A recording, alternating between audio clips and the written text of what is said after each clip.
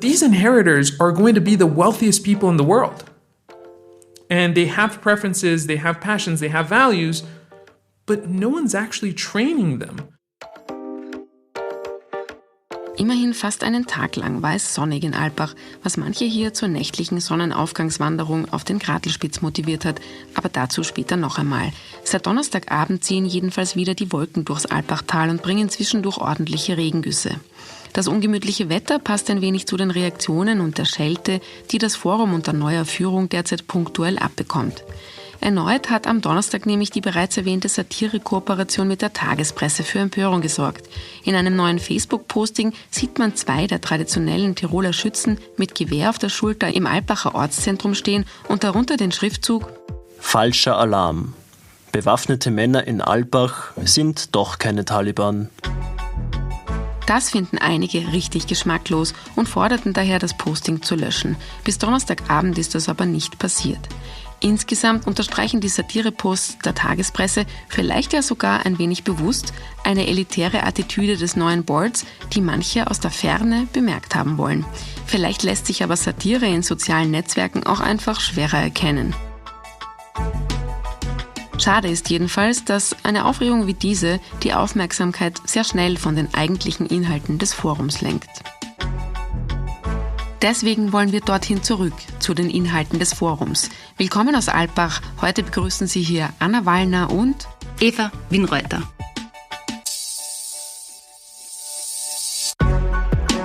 Presse Play. Was in Alpbach wichtig wird. Präsentiert von Accenture Österreich, dem weltweit führenden Beratungsunternehmen für Digitalisierung. Tag 4. Und wir blicken diesmal nur ganz kurz auf den vergangenen Tag zurück. Der war inhaltlich wirklich dicht mit vielen Panels, auf denen dann übrigens doch nicht alle Englisch gesprochen haben.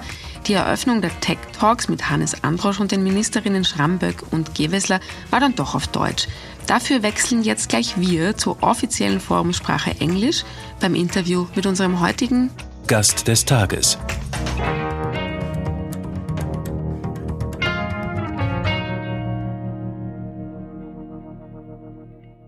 Sid Efromovich ist Mitgründer der NGO Generation Pledge, die Millionenerben dabei helfen will, mindestens 10% ihrer Erbschaft in den ersten 5 Jahren nach Erbanfall zu spenden. Und ja, das Wort helfen klingt an dieser Stelle erst einmal lustig, aber es ist wirklich so gemeint. Geholfen werden soll nämlich beiden, jenen, die etwas von ihrem Reichtum abgeben wollen, ähnlich wie auch die Österreicherin Marianne Engelhorn, und den anderen, die etwas davon haben. Sid Efromovich spricht 7 Sprachen und wurde mit seinem TEDx-Talk zum Sprachenlernen sehr bekannt. Seit er 15 ist, versucht er vorwiegend Dinge zu tun, die ihn glücklich machen. Zum Interview erscheint er dann auch wirklich ausnehmend gut gelaunt, wenn auch mit etwas weichen Knien. Denn Efromovich ist um 4 Uhr früh aufgestanden, um den Gratelspitz, den Hausberg der Alpbacher auf 1900 Höhenmetern zu besteigen. Mit seinen Laufschuhen. Es waren aber gute Laufschuhe, erzählt er.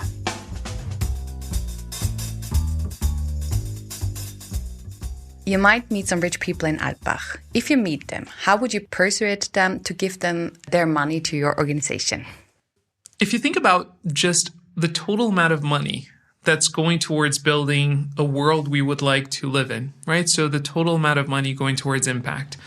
It's almost as if there's like this pie of wealth, capital, resources that are there. And then you have every organization just trying to get a slice of that pie.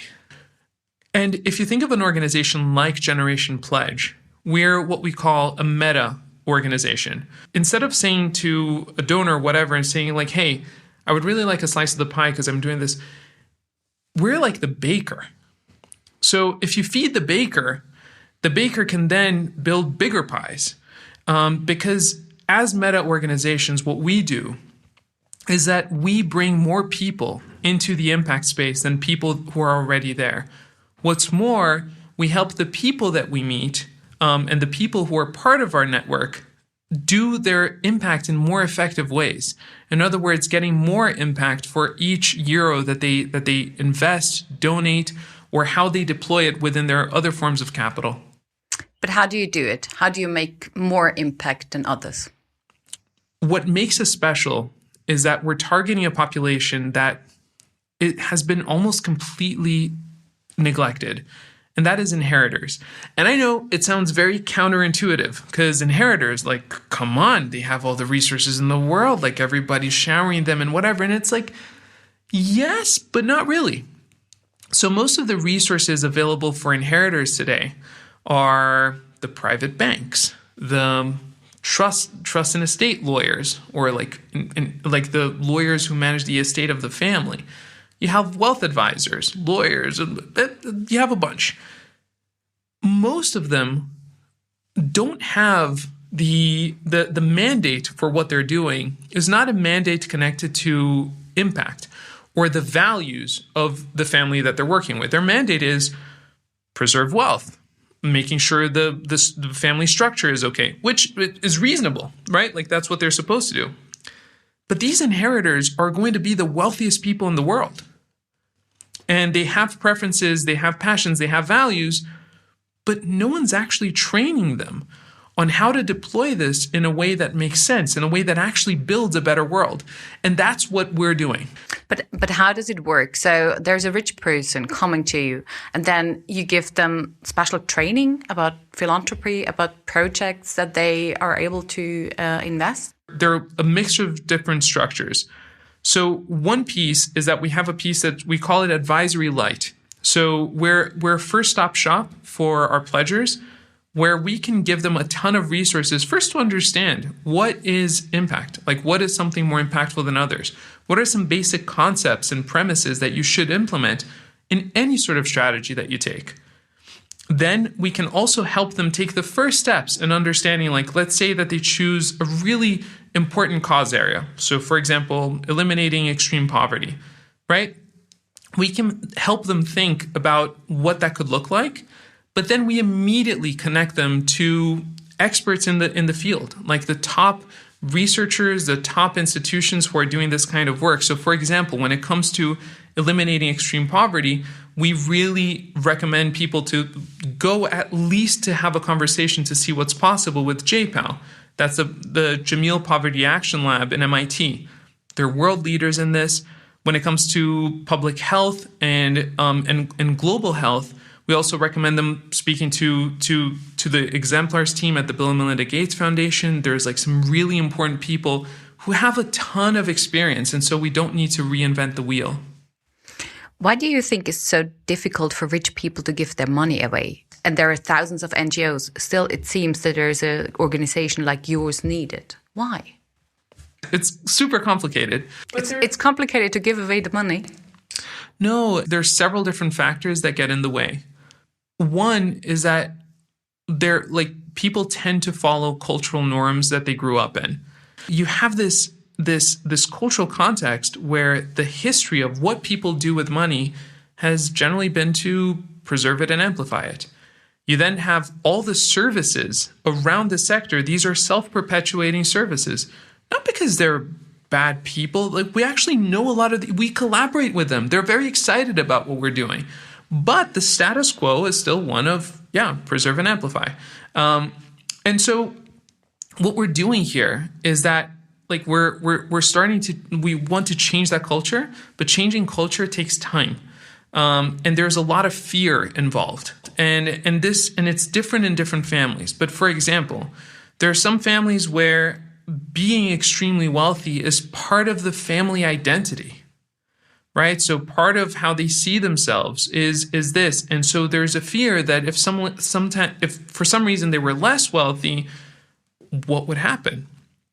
Would they still be a family? Would they still have the identity? Like, this is particularly true for families that are very connected to a specific company, right? So many of the biggest companies in the world are still privately owned.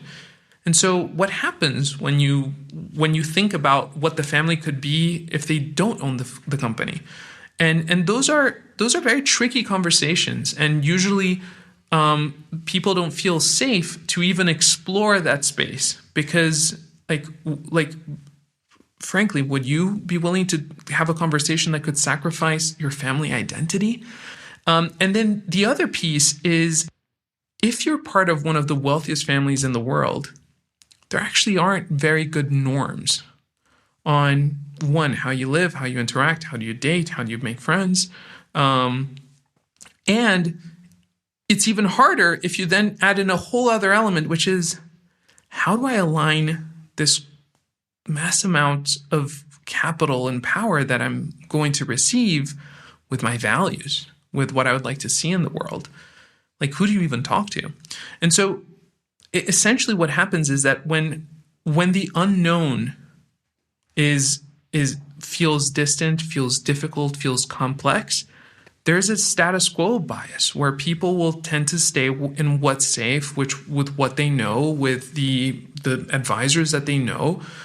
And so, and as a consequence, we have had this thing that doesn't help anyone. If people come and want to participate in your NGO, what do they want in return? So when people join Generation Pledge, they join for a few different reasons. One is a community. So a community of like-minded inheritors who really want to connect their incredible privilege, power, opportunities with how the impact that they would like to see in the world.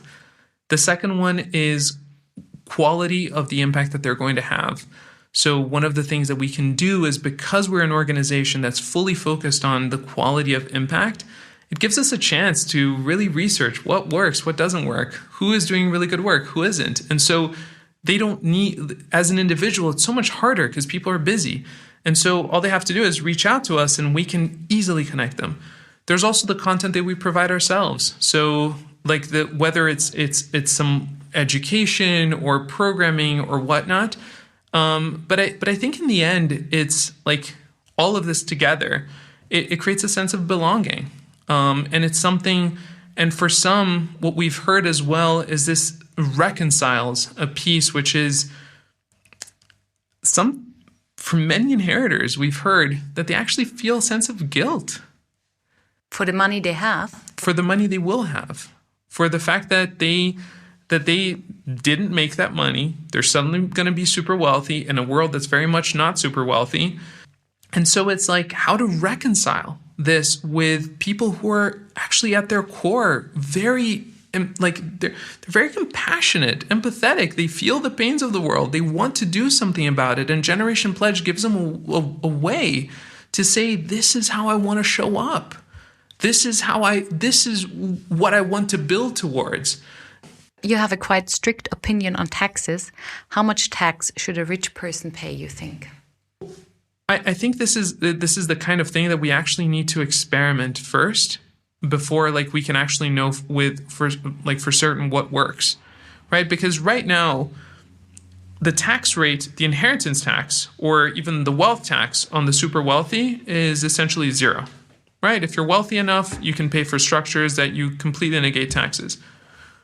What happens if it goes to 1%? But a proper 1%, where nobody can dodge that 1% tax.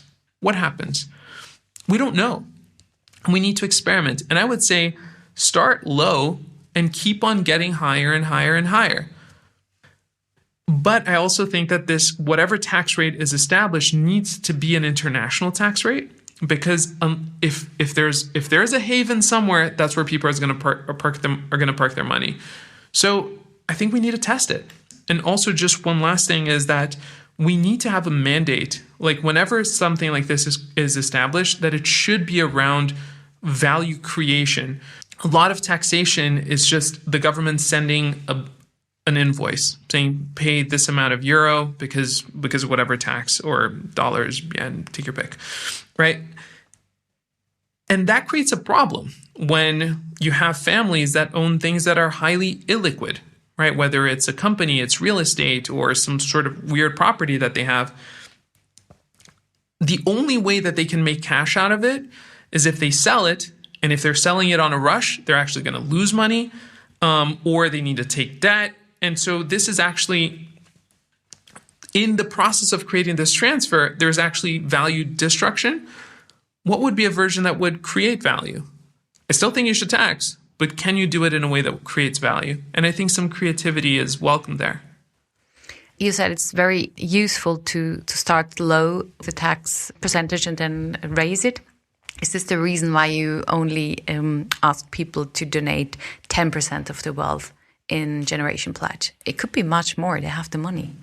Yeah, and so it's actually, so what's very interesting is that while speaking to a lot of inheritors, wealth owners, bankers, unlocking 10% of your total estate or total inherited estate in 5 years is actually not easy.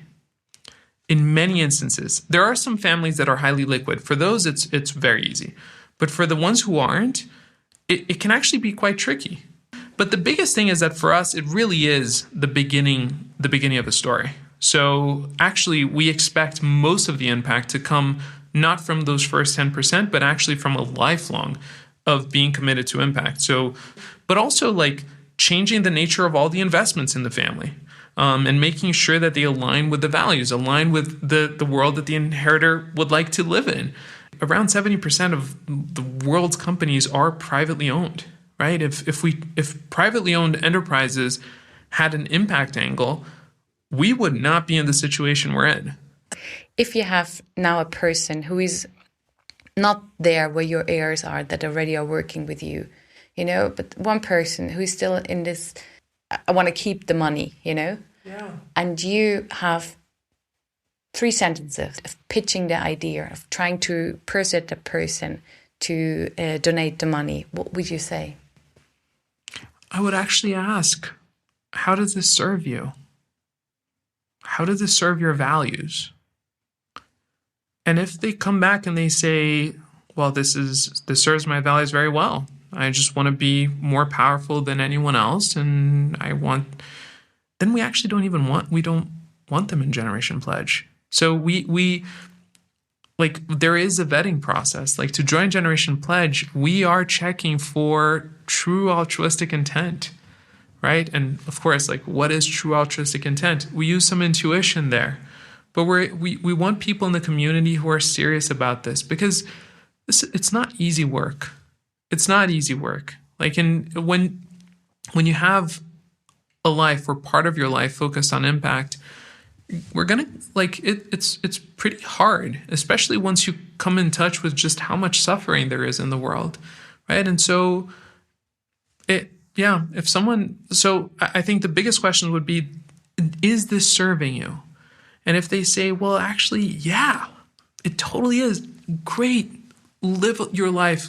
Go be happy.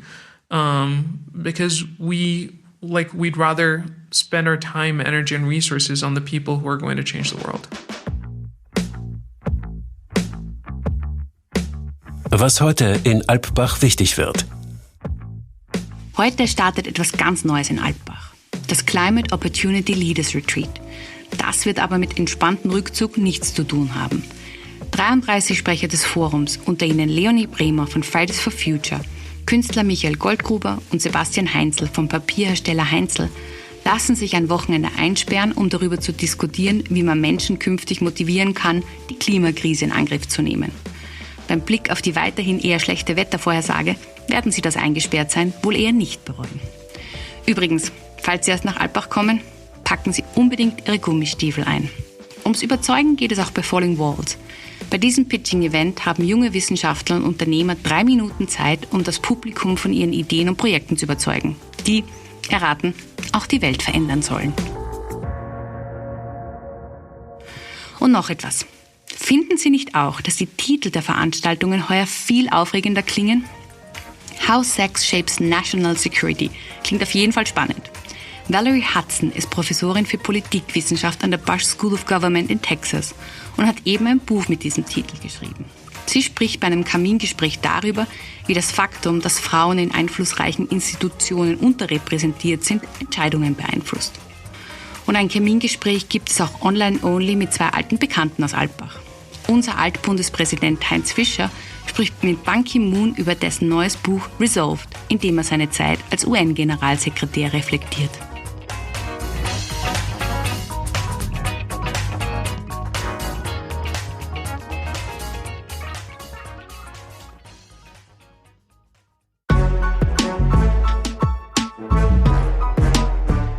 Das war Tag 4 unseres Hörjournals aus Alpbach. Danke, dass Sie wieder zugehört haben. Sagen Sie doch Freunden und Kollegen gerne weiter, wenn es Ihnen gefallen hat. Wir melden uns auch in den kommenden Tagen noch jeden Morgen um 6 Uhr früh aus dem Tiroler Bergdorf. Aber auch den Daily Newscast aus Wien, unser Presse Play, gibt es weiterhin täglich. Heute ist da zum Beispiel die Klimaschutzministerin Leonore Gewessler im Interview zu hören. Alle Neuigkeiten und Interviews aus Alpbach finden Sie wie immer auf unserer Webseite, und zwar unter dem Ressort Alpbach. Ciao und machen Sie es gut!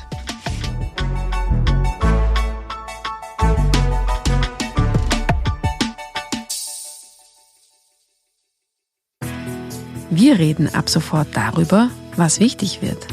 Und Sie können uns dabei zuhören. Der neue Newscast der Presse, täglich von Dienstag bis Freitag um 6 Uhr früh. Abrufbar auf unserer Webseite und in unserer App. Presse Play. Was wichtig wird.